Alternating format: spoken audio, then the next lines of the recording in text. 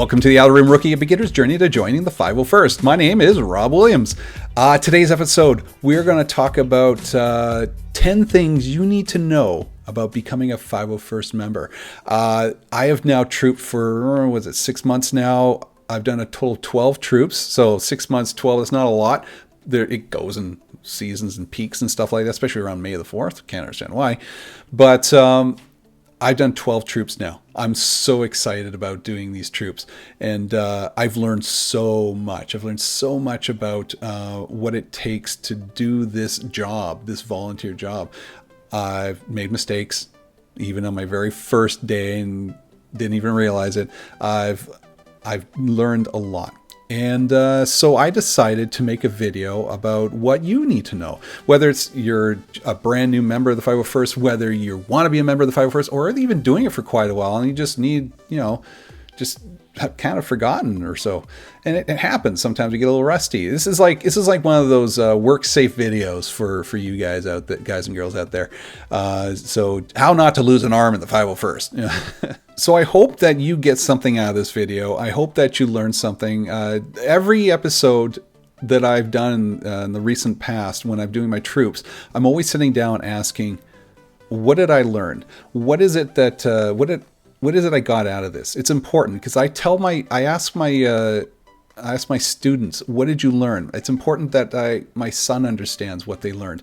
This is life. You need to understand what you've learned, whether it's a bad situation or a good situation. Because if you're just wandering around aimlessly, what's the point? We are beings that learn and grow and evolve. So what did you learn? Well, these are 10 things that I learned. So let's start with number 1.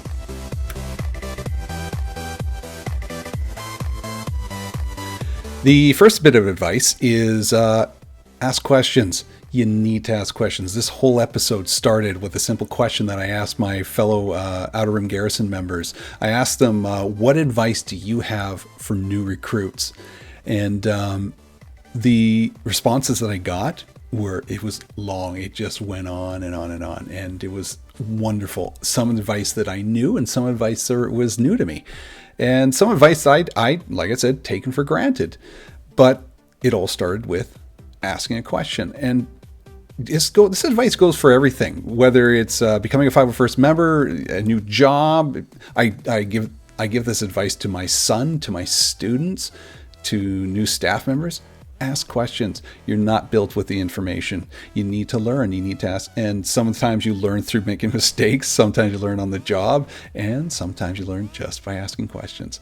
So one of the things that I suggest is ask about building your armor. What is it you need to learn? Where do I get this piece? How do I cut that piece? Just how do I join? This whole video, this whole series of Outer Rim Rookie started with a question that I asked about 3-4 years ago. How do I join? And what do? I go to the booth. I went to the 501st booth and started asking people, and Terry got involved and started asking Terry about stuff, who was the commanding officer at the time. And it just created this wonderful event and this wonderful experience that I'm having right now, becoming a 501st member. So ask questions. We want you to feel that we want you to have fun, and we want you to be successful. So don't be shy. Don't worry if there's a stupid question. It's just, there are stupid questions. I don't believe that there is no stupid questions, but you got to learn somehow. So, but don't let that stop you. They're not trying to scare you into, is this a stupid question? Just ask questions. Don't be shy. Ask questions. The best place I can suggest to ask your questions, armor parties and the forum online. We're going to touch on both of those later on, but armor parties is the best place to go to when you want to know how to build something, want to know how to cut something. The forum is a great place if you don't have access, person-to-person access, to just ask members, where do I find this piece? Where do I find that piece? What's happening? How should I dress? Are we allowed having blasters? How long is the event? Just ask questions. So that's my best piece of first advice. My question for you is, what's the procedure when it comes to a parade? So what is a butt flap, first of all? What's a GML? Just so How long did it take to make the costume? what started you on the journey? Feeling good? No aches or pains or anything like that? No. Like that? Yeah. Oh, okay. It's cold though, right? How's your day handling? What are we doing today, Rob? Quartermaster? Yeah. Do you have a $50 master? Doesn't he look awesome? Is there a lot of sewing involved in this one? You gonna have a nosebleed? No. Do I kit down, take most of the stuff off, and put it all on again, but pee, or do I hold it for the next hour and a half?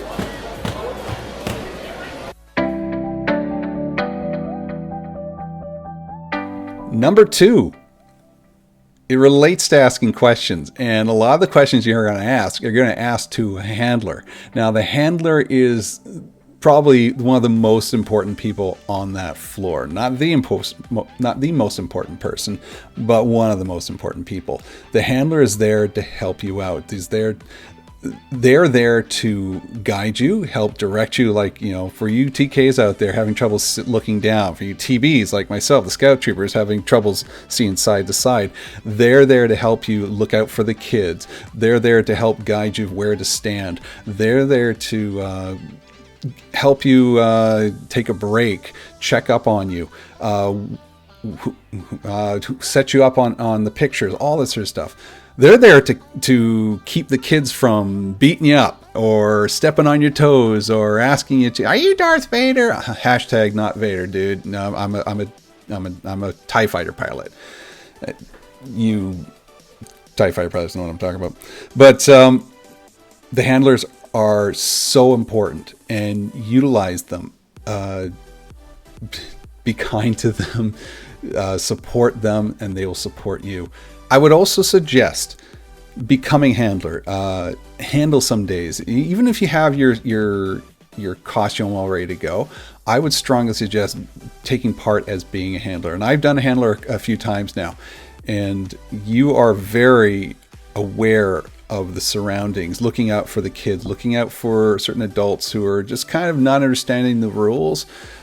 Because that's out there. You're going to have certain adults that are going to be out there. It's funny because one of my last troops, I had an adult offer me a beverage, a little, not a cola beverage. And they disguised it in a little Sprite bottle. And if it wasn't for the handler that was there at the time, and I wouldn't have taken the drink anyways, but if it wasn't for the handler, I would not have been aware of what was going on. And so the handler was able to handle the situation very, very diplomatically. They know how to calm down the crowd, and they know how to handle certain situations. So by taking on a handler role, it really makes you aware of almost not behind the scenes, but the things you miss. Because when you're in your costume, when you're in your armor or your costume, you're thinking of the kids, you're thinking of interacting, you're thinking of all these different things, and the handler sees everything around in the peripheral. They see the stuff that's going on. They're taking the photographs. They're not as blinded by the event as you may be, because you're thinking of being in character, being in costume. They're very aware of things. So I would really recommend try being a handler, and by doing that, you also see the experience from an outside perspective as well. And so that's my best advice. That's my best advice when it comes to handlers. Try it out for yourself. Try becoming a handler. You'll learn a lot.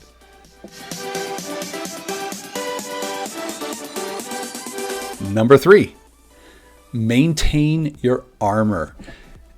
You built it. Congratulations. You're approved. Fantastic. You remember the 501st. Whew.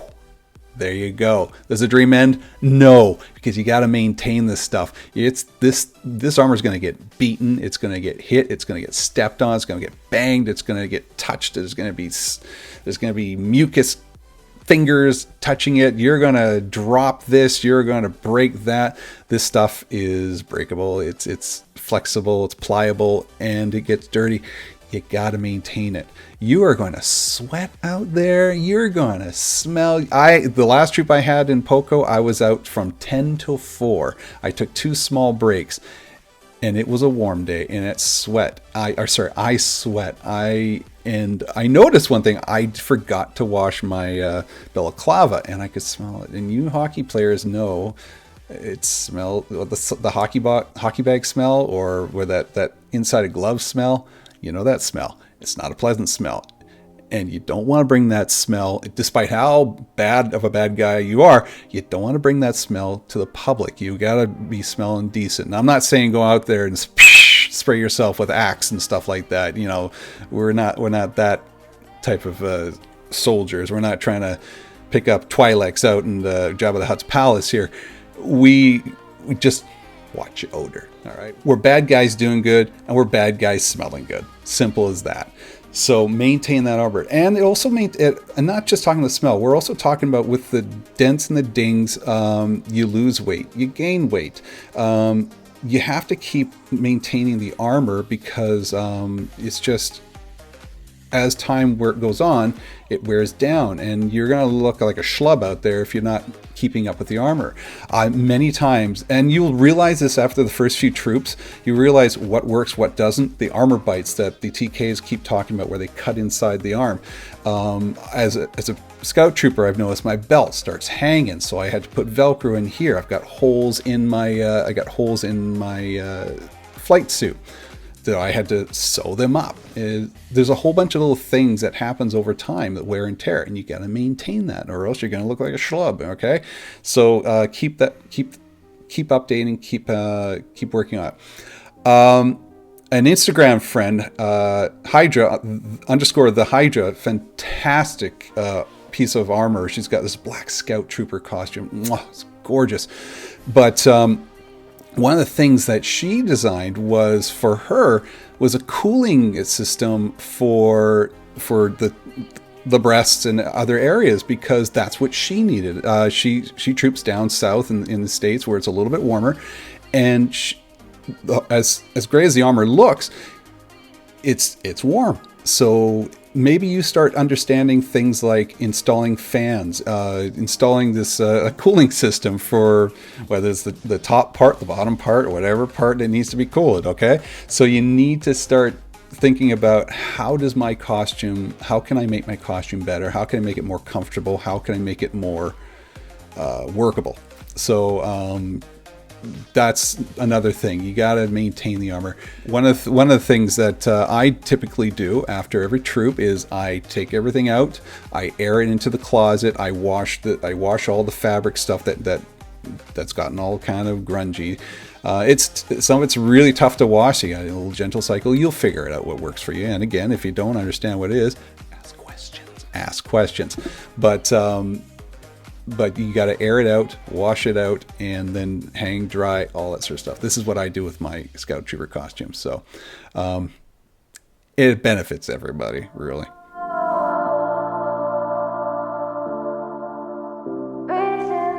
Number 4, forums and calendar. The forums, this may be different depending on the garrison that you're in. The forums are extremely useful. There's a 501st forum. There's a forum depending on what armor you've built. Like, for example, the Scout Troopers right there, they have a Pathfinder's forum. I personally use the Outer Rim Garrison forum, which is my garrison. And I'm constantly having to check the forum. For example, the calendar, like I said, is a very useful thing. The calendar has all the upcoming troops coming up, has the dates and links to how many people are needed. That alone, the calendar has been extremely helpful for organizing my time. Me as a single dad and a teacher and a podcaster, I have to set my schedule. I have to make sure everything fits within a certain day. And hopefully you're doing that too. So check the calendar, make sure you have your dates set, the times all set. The forums will have all the information that you need. Are we allowed blasters? Or who's it benefiting? How many people do we need? There's a wait list. Make sure because there are certain things. For example, the Weird Al Yankovic concert came into town, and there was 3 of them for our garrison alone. And there's limited spaces, and the fact is they don't want, not all it's, they want TKs first. They want the stormtroopers first. And so you got to get in there. Sometimes it's first come, first serve. Now hopefully you're sharing that responsibility. You're getting other people a chance to be a part of it, not hogging it all, because we're all here to have fun too. But you need to check to see if there's a waiting list. You need to check to see the rules. You need to check to see who can drive. Maybe someone needs a lift, all that sort of stuff. There's other things like merch runs. There's some new coins coming out. Who wants to buy some? There's just get-togethers. We have a barbecue. Who's coming down? We have an armor party. Who wants to come down? Check the forums. Then, of course, there's the rules. There are certain rules up there. The rules for blasters, the rules for armor, the rules for criminal record checks, possibly, depending on what it is. We'll get into that in a sec as well. But the forums are key. And you need to keep on top of it. It is hard, especially for people who are working and they have an actual paying job on the side. But it is key that you keep up to date with it. Some of them even have a little notification button where, so if something happens on this particular troop that you're signing up for, the notification button will send an email. And there you go. So again, the forums. You're gonna have to keep on top of that forum. What are we at? Number 5, I think? Number 5, representing the product. Now, this is a volunteer job. You're dressing as a stormtrooper to raise money for charities and to interact and to give back to the community. But you're also kind of a product of Disney. You're also kind of a product of LucasArts. Now, I'm not going to get into the whole legal bit of it because I don't fully understand it. But I have worked for the Disney Store. I am a teacher in my particular school district. I understand the importance of representing the company, representing the product. You are a representative of something bigger. And whether you like it or not, that's kind of how it is. And so when you are seen drinking in the costume or vaping or smoking in a costume, that is a bit of a no-no. You have to understand that there is magic in what you do. It's our commanding officer and awesome person, Nick the Guy. You've probably seen him a number of times in the last videos I've been on my podcast. He worked for Disney. I've worked for Disney, but not to the level of what he did. He was actual cast member in costume, and he understood the importance of maintaining the magic. And so when you're out there dressed as your TK or TB or whatever, Jawa, whatever it is, you have to maintain that. You have to maintain that magic for the kids, even for the adults. Now I know the adults are going to have a different feeling about, oh, he's just a guy in a costume, but it's important. It's important for them to live, because although we're adults, we're still kids inside, and we still want to, and when you interact with the adults in character, it just feels much better. They love the experience. You love the experience, and you get to raise money for the charity. They'll donate an extra. They'll donate the $5 to have a picture with you. They'll donate that $5 to blast you in a blaster trooper booth with little darts and stuff like that. It's important to understand your role in this, and we are not owned by Disney, but we kind of are. We're not owned by Lucas, but we kind of are. We're representing them. And we have the luxury and the privilege to, they have given us this ability to allow us to give back to the community using their image. And you can't forget that. Now, I'm not getting into politics of it, but you have to understand it, and you have to respect it. And if you don't, then maybe you should talk to the commanding officer and get more information as to why this is. It's good to talk to, and there goes that question thing again. It's good to talk to your commanding officer and understand the reasons why. So other things that will get involved are criminal record checks. There's a possibility you'll need to get a criminal record check depending on the state or the province or the city or whatever it is that you're in. As a teacher, criminal record checks are just mandatory. But when I wanted to do a troop at a hospital, I had to get a criminal record check. So because I'm a teacher, but they don't know that, so it's just one of those things you might have to do. The way you behave online as well is important. You can't be posting pictures of yourself, plastered wearing your costume, and you're a member of the 501st. You have to understand that you represent something. So your behavior in public, behavior online, in front of the audience or in front of the guests, that's important. But if you don't feel comfortable doing something, you need to understand, you need to speak up as well. Talk to your handler, talk to your CEO, because sometimes people can take advantage of the fact that you are a TK. So if some guy's saying, hey, come on down to our store, you can stand in front of our comic book store and you can just kind of bring in people, there are certain rules to that. And I would, if you're ever unsure or uncomfortable, talk to a CEO, talk to a command officer or one of the members of your garrison and ask them, what's the rules on this? A lot of people say it's better to ask for forgiveness than permission.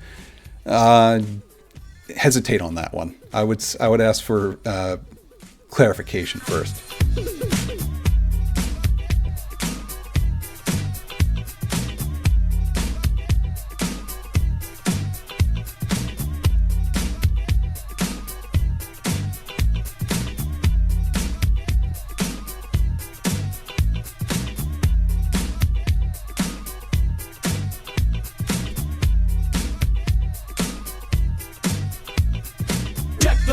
You like it so far? Check the OR. You like it so far? Check the OR. You like it so far? Check the OR. You love the OR. Here we go, ready to set it off. From coast to coast, it's the most and it hits rough. Organized rhymes here to start it up. You got some trouble with your mouth, you better shut it up. Think twice before you act and try to tackle the funky stuff. I take your suckers out like meat on a shish kebab. And you don't know it, but your girl's doing kiss and rob. And you're the one who wants the corn, but you missed the cop. So here's a bit of something new. Give me a toot and salute and I'll give you my...